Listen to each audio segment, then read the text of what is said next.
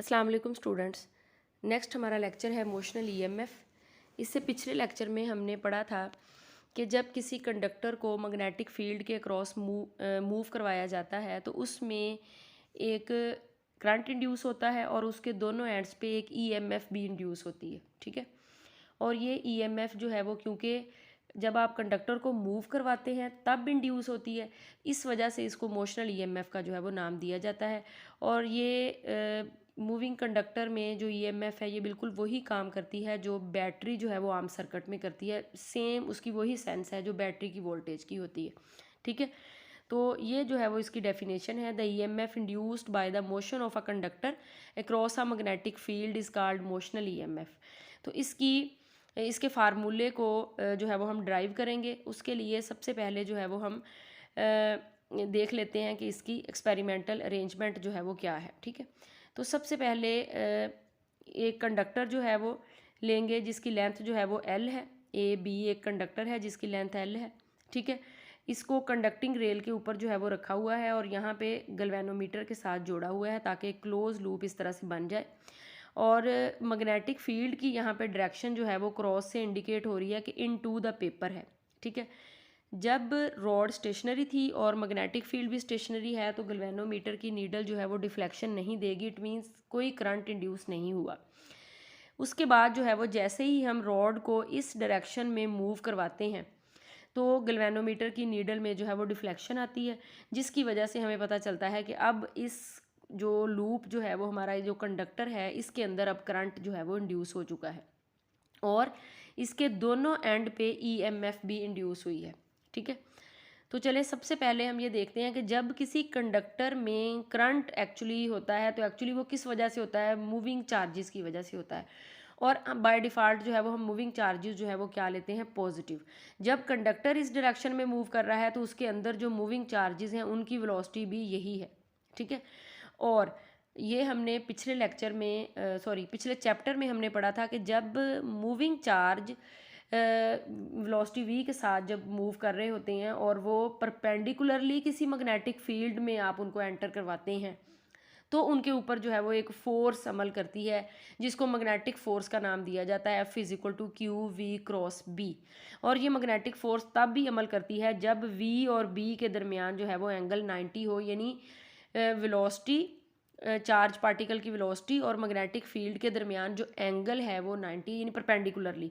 तो यहाँ पे भी हम देख सकते हैं कि V की डायरेक्शन ये है और B जो है वो इनटू द पेपर है, तो दोनों के दरमियान 90 का एंगल जो है वो बन रहा है। और राइट हैंड रूल की मदद से अगर हम देखें तो अगर आप अपना राइट हैंड इस तरह से रखें कि आप अपनी जो मिडल फिंगर है वो आपने मैग्नेटिक फील्ड की डायरेक्शन में रखें। ठीक है, इस तरह से। और ये आपका जो थंब है ये इंडिकेट करे वेलोसिटी को, तो जो आपकी पाम की डायरेक्शन होगी, पाम से निकलता हुआ जो वेक्टर होगा यानी ऐसे ऊपर की तरफ, वो किसको शो करेगा, फोर्स को शो करेगा। तो यहाँ पे मैं फिगर जो है वो यानी यहाँ पे अटैच कर दूंगी जिससे आपको इसकी डायरेक्शन को समझने में मदद मिलेगी। अगर आपको राइट हैंड का इस्तेमाल आ गया तो आपको इलेक्ट्रोमैग्नेटिक इंडक्शन को समझना आपके लिए बहुत आसान हो जाएगा बच्चों, इसलिए इसको समझना जो है वो बहुत ज़रूरी है। तो यहाँ पे राइट हैंड की मदद से, राइट हैंड पाम रूल इसको जो है वो कहते हैं, यानी हथेली से जो निकलता हुआ वेक्टर होगा अपवर्ड डायरेक्शन में वो आपकी फोर्स को जाहिर करेगा कि जो इस चार्ज पार्टिकल पे के ऊपर जो है वो लगेगी जिसकी वेलोसिटी v है और इसकी मैग्नेटिक फील्ड की डायरेक्शन जो है वो इन टू द पेपर है। तो अब क्या होगा कि जो फोर्स जो है वो यहाँ पे यानी मैग्नेटिक फोर्स वजूद में आई है वो फोर्स तमाम चार्ज पार्टिकल को पुश करेगी इस डायरेक्शन में। इस डायरेक्शन में जब चार्ज पार्टिकल जाएंगे तो क्या होगा कि कुछ टाइम गुजरने के बाद यहाँ के इस पॉइंट बी पे चार्ज पार्टिकल ज़्यादा उनकी एक्सेस हो जाएगी और यहाँ पे जो है वो उनकी डेफिशिएंसी हो जाएगी। ठीक है। तो एक फील्ड सेट हो जाएगी पॉजिटिव की यहाँ पे और नेगेटिव की यहाँ पे, यानी यहाँ पे पॉजिटिव चार्ज ज़्यादा हो जाए, यहाँ पे पॉजिटिव चार्ज की कमी हो जाएगी।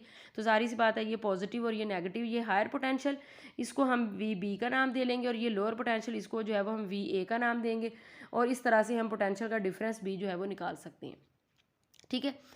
अब एक इलेक्ट्रिक फील्ड जो है वो सेट हो जाएगी पॉजिटिव से लेके नेगेटिव तक, जिसकी डायरेक्शन जो है वो क्या होगी, B से लेके A की तरफ होगी। तो इन चार्ज पार्टिकल पे अब इलेक्ट्रिक फील्ड की वजह से इलेक्ट्रिक फोर्स भी लगेगी।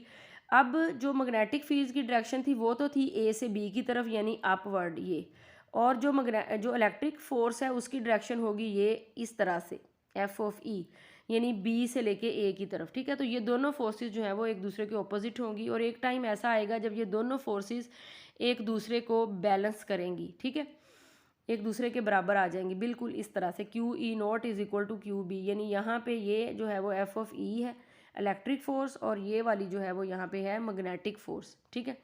तो इसकी मदद से हम यहाँ पे ई की वैल्यू जो है वो निकाल सकते हैं। अब ये वाला जो है वो वी बी यानी हायर पोटेंशियल, ये वाला जो है वो वी ए लोअर पोटेंशियल, और यहाँ पे हम इलेक्ट्रिक फील्ड की वैल्यू जो है वो ये है, इलेक्ट्रिक फील्ड की डायरेक्शन सॉरी ये है, और यहाँ पे हम पोटेंशियल ग्रेडियंट का फार्मूला यूज़ करेंगे जो कि होता है ये वाला फार्मूला आपने फर्स्ट चैप्टर में जो है वो पढ़ा हुआ है, इलेक्ट्रिक फील्ड के दरमियान और जो पोटेंशियल डिफरेंस होता है उसके दरमियान जो है वो आपने ये रिलेशन पढ़ी होगी, E is equal to delta V divided by L, ठीक है। एल क्योंकि कंडक्टर की लेंथ है तो इसलिए वहाँ पे आर था, यहाँ पे हम एल जो है वो लेंगे, कंडक्टर की लेंथ है, ठीक है। तो इसकी मदद से जो है वो हम अब जो इंड्यूस ईएमएफ वो हुई है यहाँ पे इन दोनों पॉइंट्स के दरमियान बी और ए के दरमियान, उसकी वैल्यू जो है वो हम यहाँ पे निकाल सकते हैं, ठीक है। अब एक्चुअली बी के ऊपर जो है वो चार्ज पार्टिकल ज़्यादा है और ए के ऊपर चार्ज पार्टिकल कम है, तो अब चार्ज पार्टिकल इस तरह से मूव करना शुरू कर देंगे, ठीक है। और करंट जो है वो हमारा एंटी क्लॉकवाइज डायरेक्शन में हमारा करंट जो है वो सेटअप हो जाएगा। तो कुछ टाइम के बाद क्या होगा, चार्जेस क्योंकि माइग्रेट होना शुरू हो गए हैं, यहाँ से चार्जेस माइग्रेट होना शुरू हो गए हैं इसकी तरफ, क्योंकि यहाँ पे हायर पोटेंशियल था लोअर पोटेंशियल था, पोटेंशियल सेटअप हो गया। पोटेंशियल सेटअप होने के बाद आपको पता है कि जब पोटेंशियल सेटअप हो जाता है फिर करंट फ्लो करना शुरू कर देता है। तो करंट फ्लो करना शुरू हो गया, जैसे ही करंट फ्लो करना शुरू हो गया तो इस पॉइंट से जो चार्ज पार्टिकल है वो माइग्रेट होकर इस पॉइंट पर आना शुरू हो गए और यहाँ पे चार्ज की कंसंट्रेशन कम होना शुरू होगी और यहाँ पे जो है वो इस डायरेक्शन में आ गई। और अब क्या होगा, जब जो इक्विलिब्रियम सेट हुआ था वो इक्विलिब्रियम डिस्टर्ब हो जाएगा, और इक्विलिब्रियम के डिस्टर्ब होने से, क्योंकि इक्विलिब्रियम डिस्टर्ब हो गया है तो यहाँ पे जो इलेक्ट्रिक फील्ड की वजह से जो इलेक्ट्रिक फोर्स लग रही थी उसकी वैल्यू कम हो जाएगी, लेकिन जो इलेक्ट्रिक मैग्नेटिक फील्ड होगी वो तो स्टिल वही रहेगी। तो क्या होगा कि मैग्नेटिक फोर्स, क्योंकि अब जो भी इक्विलिब्रियम डिस्टर्ब हुआ है वो जो किसकी फेवर में है, मैग्नेटिक फील्ड की फेवर है, क्योंकि मैग्नेटिक फील्ड वहीं पे है। इलेक्ट्रिक फील्ड जो है वो जो फोर्स लग रही थी इलेक्ट्रिक फोर्स इस डायरेक्शन में, वो क्योंकि चार्ज ने इधर माइग्रेट करना शुरू कर दिया है तो इस वजह से वो जो है वो अब कम हो जाएगी, ठीक है। तो अब क्या होगा कि मज़ीद जब चार्ज यहाँ पे इकट्ठे हो जाएंगे और फिर मैग्नेटिक फोर्स क्योंकि लग रही है और वो है अपवर्ड डायरेक्शन में, तो अगेन वो चार्जेस को ऊपर की तरफ भेजी जाएगी और फिर पोटेंशियल सेट हो जाएगा और फिर करंट जो है वो इस तरह से एंटी क्लॉकवाइज डायरेक्शन में करंट जो है वो सेट जो है वो रहेगा, ठीक है। तो इस तरह से इन दोनों पॉइंट के ऊपर ईएमएफ जो है वो जो सेट होगी वो हम उस ईएमएफ को जो है वो इमोशनल ईएमएफ का नाम देंगे और उसका हमारे पास फार्मूला जो है वो क्या आ गया, ये E is equal to delta V minus V L B. V यहाँ पे उस कंडक्टर की वेलोसिटी है, बी मैग्नेटिक फील्ड है और एल जो है वो उसकी लेंथ है। अगर वी और बी के दरमियान थीटा यानी एंगल बन रहा है तो फिर हम इसको इस तरह से जो है वो लिख सकते हैं। और इसके अंदर जो मौजूद नेगेटिव साइन है उसको हम नेक्स्ट लेक्चर में लेंजिस लॉ की मदद से एक्सप्लेन करेंगे कि यहाँ पे नेगेटिव साइन जो है वो क्यों आया है, ठीक है।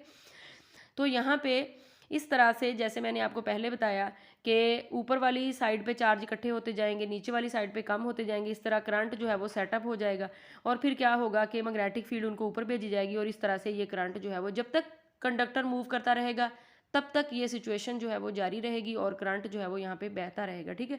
और यहाँ से भी आपको पता चल रहा है कि जो मोशनल ईएमएफ है ये एक्चुअली उस कंडक्टर की वेलोसिटी की वजह से ही है, तो इसीलिए इसको जो है वो मोशनल ईएमएफ का जो है वो नाम देते हैं, ठीक है।